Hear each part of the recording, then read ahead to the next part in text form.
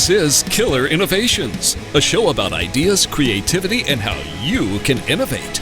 Welcome to the Innovator's Garage, where you learn to create your next game-changing killer innovation.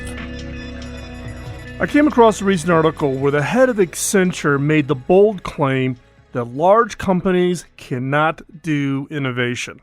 Now, these are one of those articles that they get my blood pressure really going here. More accurately, what he said was, corporate innovation does not work. Now, this is Narry Singh. He's head of Accenture, which is a big consulting firm globally. And he claims that as a result, many large companies are dying. And that's a direct quote. He says that innovation at large companies do not work because, quote, the firms are too slow to move to change their work practices. And he has this magic answer. And the magic answer is work with startups. Now, it sounds like a one-size-fits-all solution innovation. And startups are the answer. That's where all the creative thinking is. Everybody that works for large organizations or large companies can't think creatively. You got to go to a startup. That's basically how this article reads. Now, flat out, I disagree. I absolutely do not agree with this premise that startups are the magic answer. Now, it can play a role of being one of many possible sources for innovation, but it isn't the situation as this article portrays where companies cannot innovate, large organizations cannot innovate, and the answer is go work with startups. Now, I ran the innovation program office at HP for more than 8 years. And that's with a team that launched more than 20 global products. We averaged between 2 and 3 fundamentally new products every year on a global scale. Now, with the right structure, you can make this happen. And look, in addition to the innovation program office, I was also the chief technology officer at HP. And it's that experience of having been at HP for 10 years, creating and running the IPO for 8 years, being the CTO, large organizations can be successful at innovation. What they need is the right structure, the right culture, and an understanding of how the laws of innovation apply to them. Now, what do I mean by the laws of innovation? What I mean by the laws of innovation, I wrote a blog post back, I think it's like 2011 now, where I wrote out the 7 laws of innovation based on my experience, having been doing this in my career for more than 30 years. The blog post kind of blew up, got picked up by Fast Company and Business Week and a bunch. And a friend of mine, Brian Kramer and his wife, they run a design firm in Silicon Valley. They design posters of the 7 laws. You can get those over at innovation.tools, and 100% of the proceeds from those posters goes to Hacking Autism, a nonprofit helping those on the autism spectrum. So enough for the plug.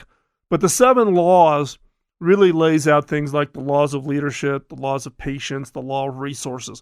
Gives you the 7 elements that all have to be in place in an organization to really be effective at producing high-performance innovation. Now, I'm not going to go through the 7 laws. There's other podcasts in the catalog. You can go over to killerinnovations.com. You can look for 7 laws, and you can find the previous podcast. I've also written a lot about this over on the blog, so go to philmckinney.com. You can get that.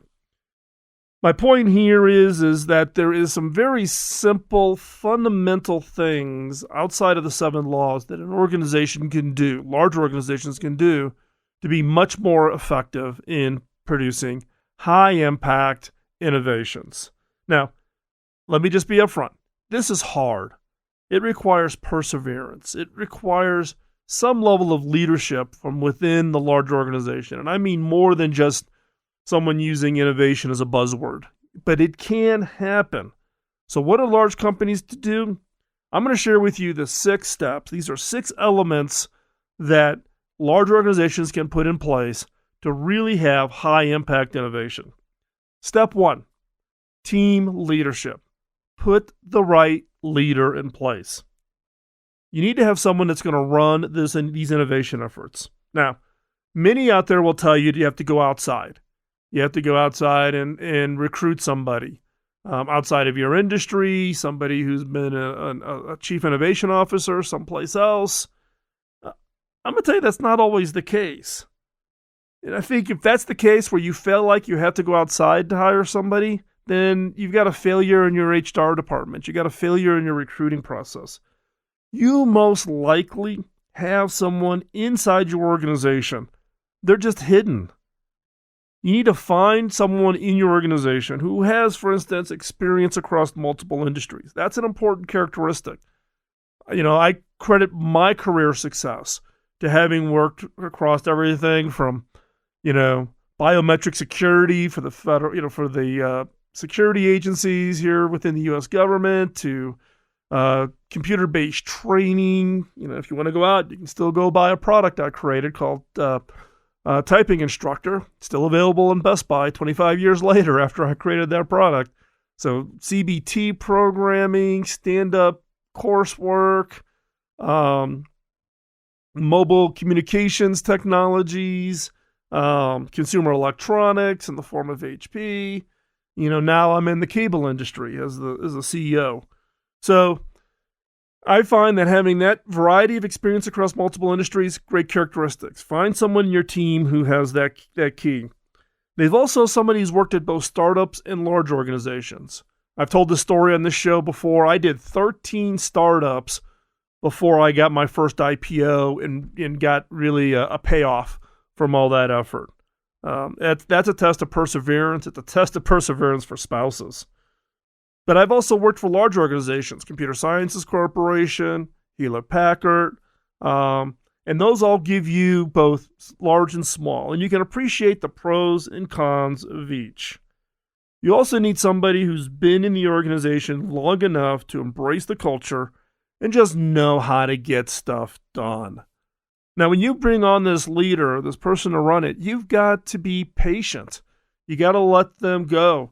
In the case of HP, I talk about the fact that we did more than 20 global product launches, fundamentally new products. We averaged 2 to 3 a year. Our metric that I gave to the CEO at HP at that time, Mark Hurd, was that we would do 2 products every year. We averaged really 3 every year, and in some years we did 4.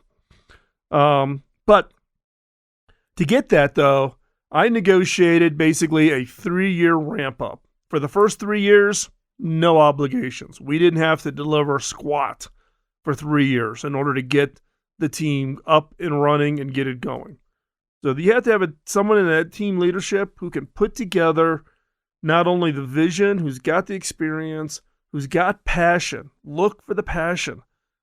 Then you have to give them that ramp-up time. As a leader, you've got to give them that air cover. You've got to give them that protection.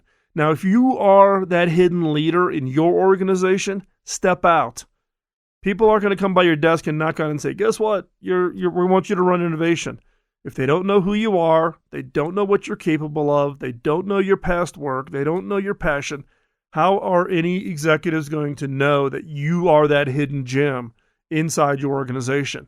You have to be willing to step out. Now, if you're a leader in your organization and it's your task to find the person who should be leading your innovation efforts, get in deep into your organization. It most likely will not be your direct reports, and it may not even be your direct reports. You need to get deep into the organization and find that hidden gem within your organization who can really shine if given the right culture, the right structure, the right support, the right patience in order to put together the right innovation efforts. What most organizations will do is they'll say, oh, we don't have anybody. I need to hire someone from the outside. Quote, I'll hire a chief innovation officer and we've solved the problem. That doesn't solve your problem. People from the outside, it takes a long time for them to get ramped up. Look, I was at HP for 2, 3 years, 4 years, really, before I became what I would call truly effective. I wasn't even the CTO for the first 2.5 years. During Carly's era, I became CTO when Mark Hurd came in as the CEO. But those early years allowed me to learn the organization and then get ready to be positioned to take on the Innovation Program Office. That is what works. Find that person who's going to be the leader And if you are that person, don't be shy. Let people know what you're interested in doing. Do good work. Do side projects where you can show your ability to innovate, be creative, come up with new ideas. So, we've only covered the first of the 6, so we're going to come back right after this quick commercial break and talk more about how large organizations can be successful in innovation. I do not buy into this premise that large companies cannot innovate. They can, and we're going to talk more about this, and we'll be right back after this quick commercial break.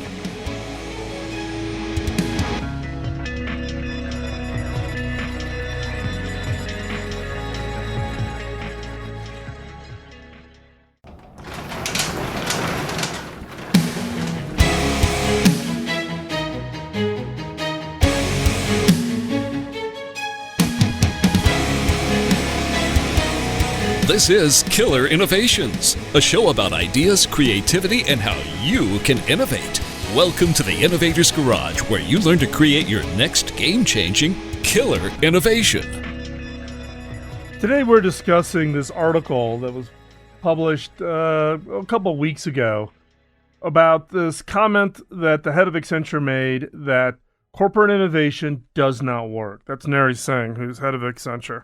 And I flat out don't agree with it. So I'm sharing with you the 6 steps, 6 actions that a large organization can take in order to really be producing some high-impact, game-changing innovations. Step 1 that we just covered was around leadership. Get the right person in place. Now, after you have the right person in place, the step 2, pretty obvious, is recruiting. Be on the lookout for people to join the team who show passion.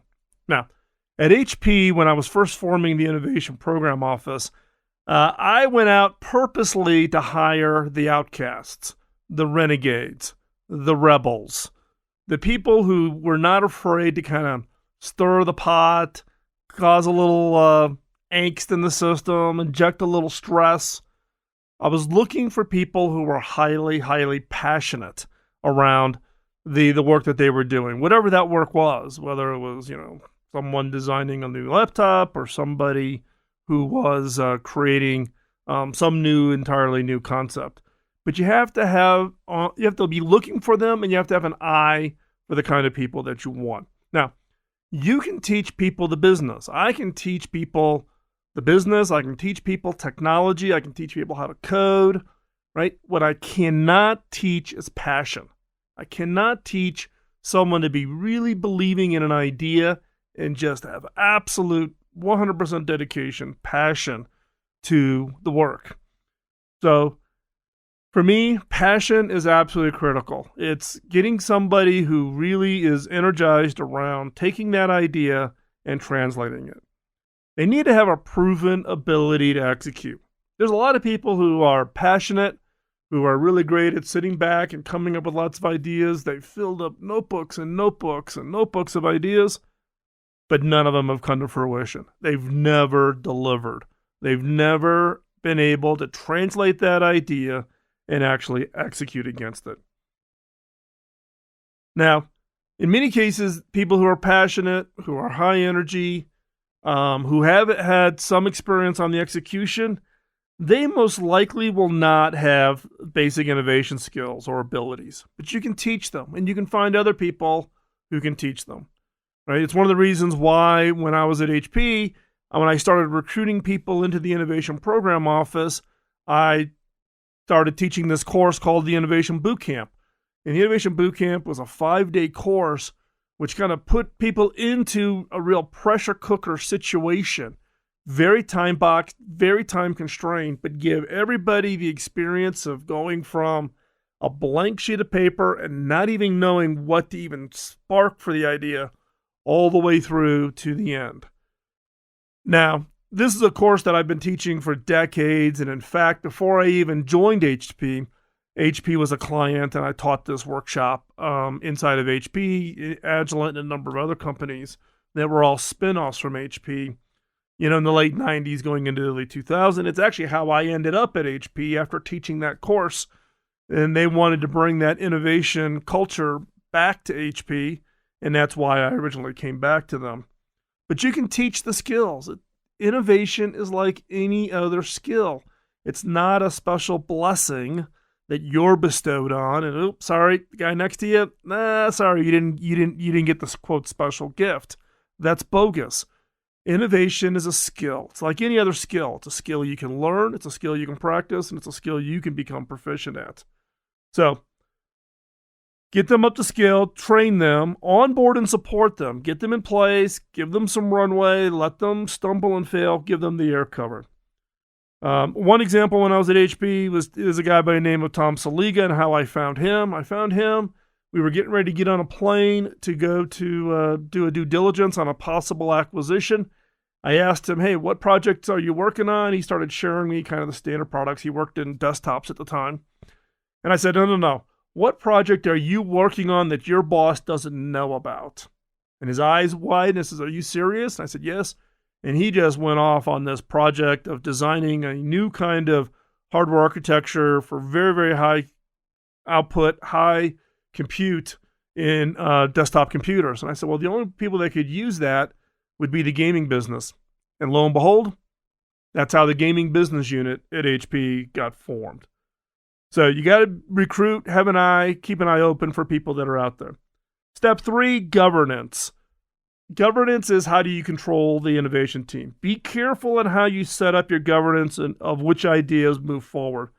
The innovation antibodies come out in droves when they think they can exert control on the yes-no decision. And I prefer to stay out of it, right? Because of executive influence. I don't get in the middle of my teams picking the projects that move forward. We do things like set budget limits. So for instance, at my current job, every employee gets $1,000 per year, whether you're the receptionist, the person, pushing the broom to clean the break rooms, or your head of research and development. Every employee gets $1,000 a year. Every team can spend up to $50,000 a year on a project. They don't have to ask approval. They don't have to, get someone sign off. Every team, $50,000. The innovation team, the people that run the innovation team that has the budget to be divvied out onto projects, they can approve up to an additional $250,000 before it even has to come to me as the CEO. It allows the teams to move fast. You'll find that the others that are kind of your antibodies will fall away because they can't keep up. The faster you move, the faster you go through projects, the faster your experimentation, you will just simply outrun everybody else inside the large organization, and they will just give up trying to control you because they cannot keep up. So these are just some of the governances that I've put in place, which is more about not control, but to give permission. The fact that every employee gets $1,000 to go drive an innovation idea, no matter who you are, or a team can spend up to $50,000, or the innovation team can approve spends up to $250,000 just on a raw idea without any permission, without any approval process needed, allows an organization to move quickly. What's interesting about the $1,000 per employee is we've had employees go around with an idea where they need $5,000 or $6,000, and they run around the company and they get their buddies to throw money into the pot. And they raise their angel round inside the organization to see their idea come to fruition. Put structures, put governance in place, not to drive control, but to grant permission. Give permission to the teams to go out and make great things happen. So, we're going to take another quick commercial break here. We're only through step 3. We've got 3 more to go of really the 6 steps, 6 actions that any large organization can take to really step up that game and create innovations that will have great impact. And believe me, large organizations can innovate. I've been in them. I've done it. I've got the proof. We're going to continue our conversations as soon as we come back from this quick commercial break.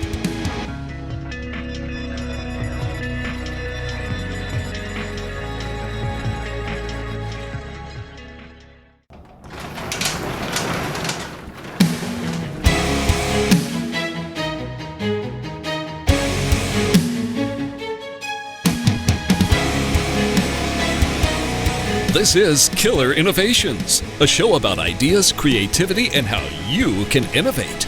Welcome to the Innovator's Garage, where you learn to create your next game-changing killer innovation. Before we jump back into the show, I want to thank our sponsor this week, which is Zoom.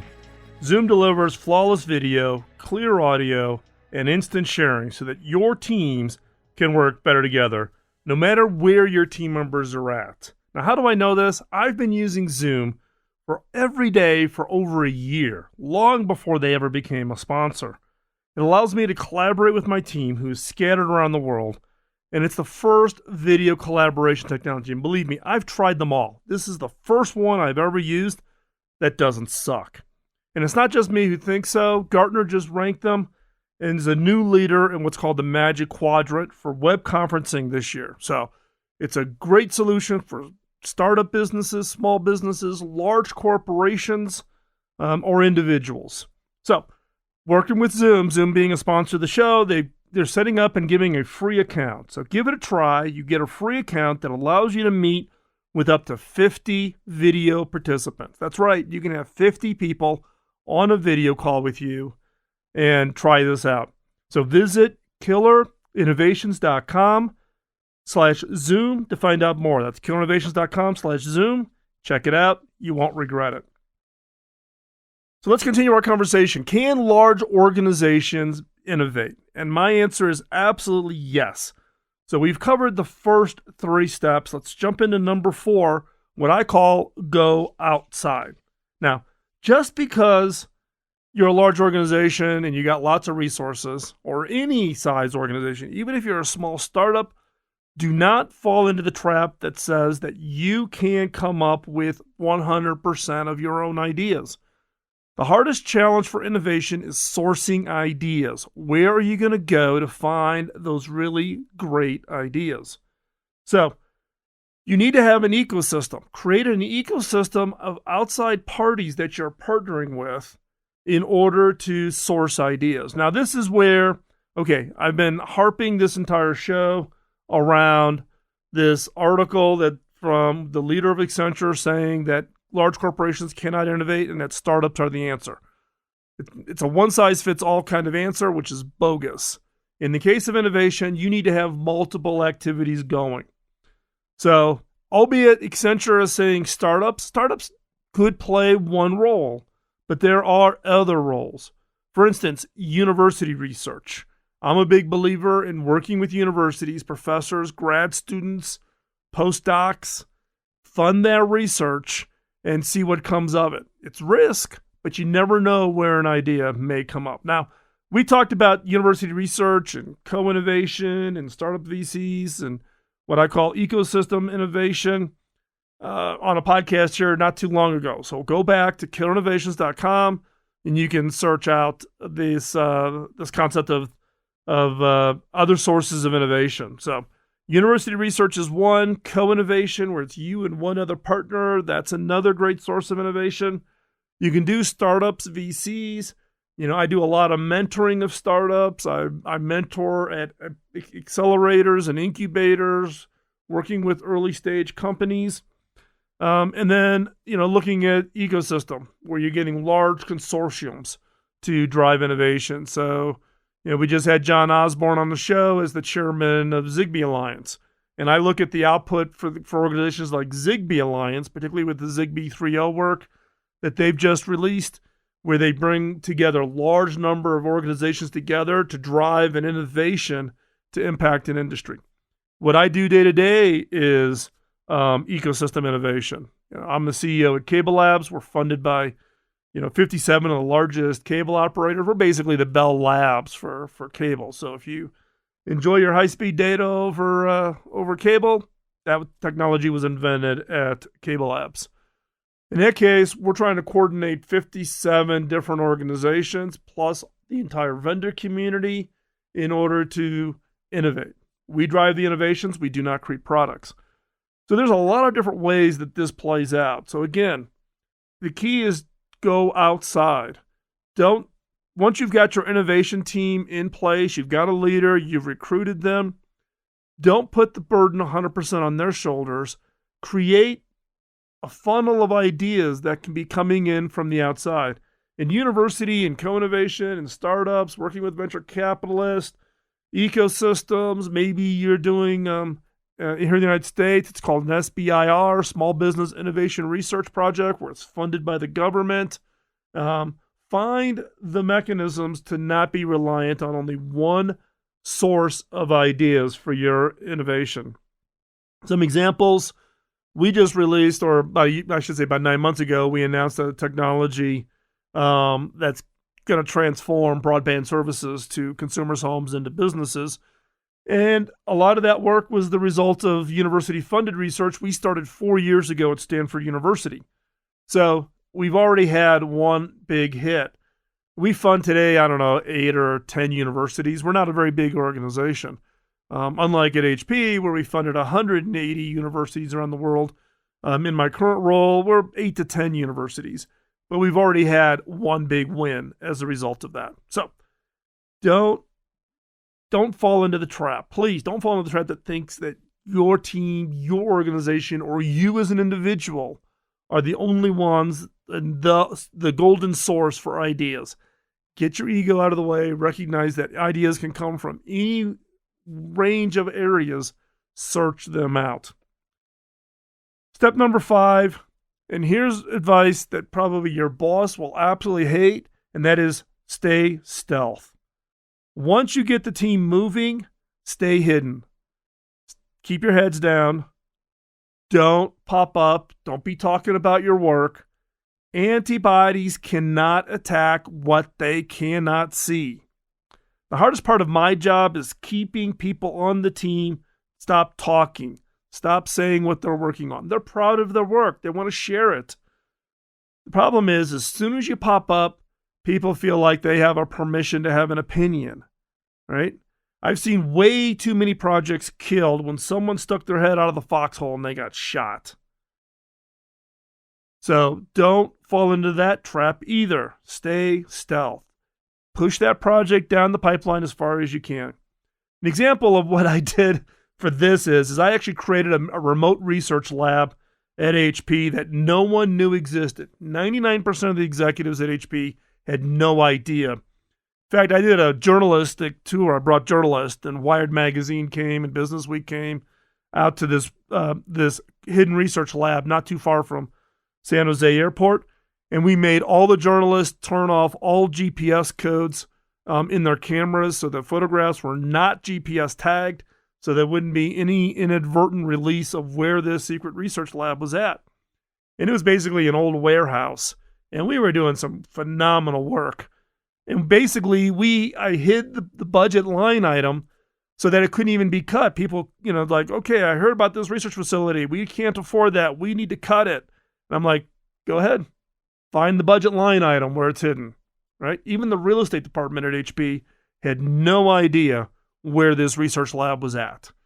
Now, that research lab stayed in place, for, probably 18 months after I left before it finally did get, totally crushed. But creating both facilities and giving teams permission to not have to report out, let them do their work, protect them from the antibodies. Now, this applies to whether you're running, at HP at the time was 240,000 employees around 178 countries, to today, I have 180 employees, primarily in 3 facilities around the world. Giving permission to do work that's off the radar screen, that doesn't need executives sticking their fingers into it and mucking it up. Giving permission for people to go stealth. But it's hard to do because people want to talk about it. They're proud of their work. So you have to balance that by creating opportunities for them to show off what they're doing, to show off the great work that they do. So keep in mind, this is a recommendation that bosses, CEOs, leaders will have the hardest time understanding and accepting, but it's a critical one. Stay stealth. Stay off the radar screen for as long as possible, because antibodies, like I said, antibodies cannot attack what they do not see. And this stealth mode is one of the keys to success of taking an idea and turning it into an innovation. So, we've completed now 5 of the 6 steps that I'm recommending large organizations, large companies, any company really that wants to have high innovation impact. We've got one more to go. We're going to step out, take another quick commercial break here. And when we come back, we're going to talk about number 6. How do large organizations create innovations? So we'll be right back after this break.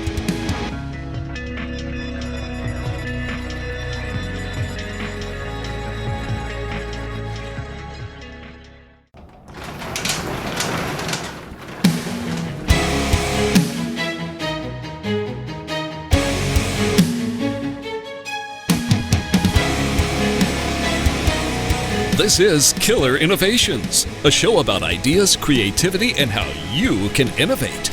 Welcome to the Innovator's Garage, where you learn to create your next game-changing killer innovation. Hopefully so far I've convinced you that large companies, or companies literally of any size, can innovate.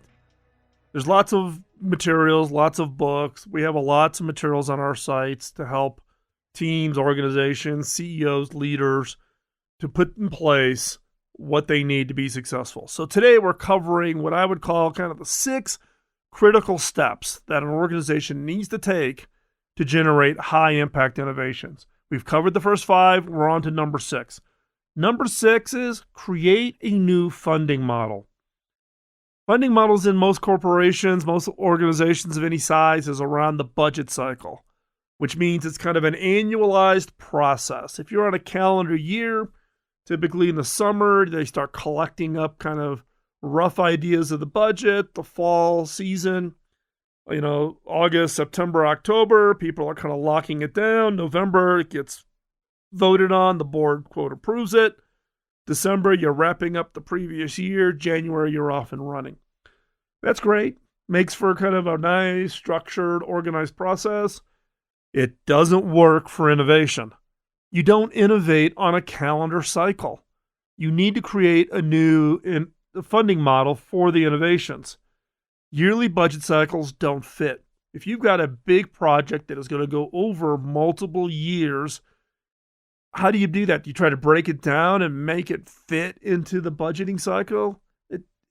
I've tried that to make that work. It is extremely frustrating to the innovation team. You end up with this kind of start-stop process where you kind of get going and then whoop, slow down because we don't have budget approval for next year, so you can't commit to that head count. You can't commit to that prototype yet because you got to wait until next year's budget cycle, and it just totally screws up the entire innovation process. So innovation doesn't happen on an annual basis. So why should the funding model be structured that way? Get your CFO to be part of the solution, not part of the problem. The key here is to show the CFO how you're managing risk. The CFO's job is to manage financial risk, to make sure they have sufficient cash on hand to cover the expenses and to meet what they told the board they were going to achieve financially. Don't treat the CFO, push them away, make them part of the solution. Every CFO that I've interacted with, both the CFOs at the divisions at HP or the corporate CFO at HP, my CFOs in my current role, CFOs in the past, what I've found is that they want to be part of the solution. They don't like being the no guys or gals. They want to be part of the solution. So bring them in, make them part of the solution, explain how you manage the innovation risk using things like stage gate funding. If you're not familiar with stage gate funding, go over to Killer Innovations. Just search for StageGate. There's been a number of podcasts on this. We actually have over on Killer Innovations and examples where you can download stage gates and you can create those stage gate funding models so that the CFO gets comfortable that you're taking the management of risk as seriously as they do. So step number 6, create a new funding model. Get out of an annual budgeting process. You need patience. You need committed resources over extended period of times to be successful. So, what we talked about today, when it comes to doing innovations in large corporations, here again are the 6 steps I used and I use today. 1, establish team leadership. Find that person who's going to drive and support and enable your innovation roadmap. 2, recruiting. That leader and supporting them, help them find and recruit the right team. I go for the renegades. I go for the rebels. I go for the ones that typically don't fit into a traditional button-down kind of corporate environment. I'm finding the people who are going to shake things up. Number 3, governance. Don't let other people kind of put a structure on you where you got to go to some committee to get an idea approved. Use your governance to, in effect, create permission. Set aside dollars, give away signing authority, have that team move fast. Number 4, go outside. You're not the only source for ideas. Open up. Number 5, stay stealth, stay off the radar screen. And number 6, find a new funding model. Get out of the annual budgeting cycle as the funding mechanism for innovations in an organization. And when a corporation and company does that, they are well on their way to creating innovations that are going to be game changers. So thanks for joining today. If you have any questions, just drop me a note over at phil@killerinnovations.com. You can visit the show notes. We'll have links. I'll try to put up a bunch of links to some past shows so that you can kind of, get the full picture here. So just hop over to killerinnovations.com. That's where you'll find the show notes for this show, plus the entire archive going back to 2005. Follow over on Twitter, Facebook, LinkedIn, or any of the other social medias. Just search for Phil McKinney, no spaces, all one word. Also, check out the store, innovation.tools. That's where you can find the book. We just recently have put up, I'm not advertising it yet, so you're getting an inside scoop here. The Killer Question card decks are now in. I'm not advertising them yet because I'm getting ready to head on a big trip. So I'm going to be gone, so it's kind of hard to ship if a bunch of people order. But if you want to check out the Killer Question card deck, you can go over to innovation.tools, Tools. You can check out the card deck. You can put your order in. Just be patient. I am going to be on the road here for a while. We also have some other items that will be popping up there. Can I ask a favor? Can you write a review over on iTunes or wherever you get your podcast? It's a huge help, right? We want to get the word out on the show, help more people really drive and create innovations that are going to change the world, make the world better through innovation. But we need to help in getting that word out. So tell people about the show. Give us a review. Tell us what you think of the show. We read the reviews over on iTunes or wherever the show, whether it's Google Play or Stitcher or wherever you get your podcast. And remember, don't let the innovation antibodies get you down. Right? We all have innovation antibodies. We have those people who listen to your ideas and tell you they're not good, they're not going to work, don't try it. You're not the person to make that happen. Don't believe them. Don't let the innovation antibodies get you down. Go out there and change the world, one innovation at a time. We will see you here next week. Thanks for taking time out of your busy schedule to be part of this. Please communicate. Let us know topics and questions you have, and we'll weave those into upcoming shows. Thanks again, and we'll talk to you next week. Bye-bye.